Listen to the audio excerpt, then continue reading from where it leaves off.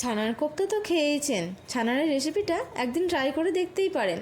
প্রথমে 200 গ্রাম ছানাতে দিয়ে দিলাম 2 চামচ ময়দা, 1/4 চামচ বেকিং পাউডার, পরিমাণ মতো নুন আর কাশ্মীরি লঙ্কা গুঁড়ো। এবার সব কিছু ভালো করে মেখে সেট করে স্কোয়ার শেপে কেটে নিলাম। আপনারা আপনাদের শেপ মতো কেটে নিতেই পারেন। তারপর তেল গরম করে ছানার পিসগুলো উল্টে পাল্টে লাল লাল করে ভেজে তুলে নিলাম। তারপর ওই তেলেই শুকনো লঙ্কা, জিরে, গোটা গরম মশলা ফোড়ন দিয়ে দিলাম। এবার দিলাম টমেটোর পেস্ট। টমেটোটা যতক্ষণ কষা হচ্ছে গুঁড়ো মশলাগুলো দিয়ে দিলাম। প্রথমেই দিলাম হলুদ গুঁড়ো, জিরে গুঁড়ো, ধনে গুঁড়ো আর লঙ্কা গুঁড়ো। এবার জল দিয়ে মশলাগুলো ভালো করে কষিয়ে নিলাম। মশলার কাঁচা গন্ধ চলে গেলে দিয়ে দিলাম কাজু কিশমিশের পেস্ট। এবার পরিমাণ মতো নুন চিনি দিয়ে গ্রেভিটা ফুটতে দিলাম।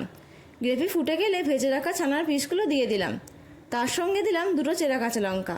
এবার সব কিছু ভালো করে 2 থেকে 3 মিনিট ফুটিয়ে নিলাম।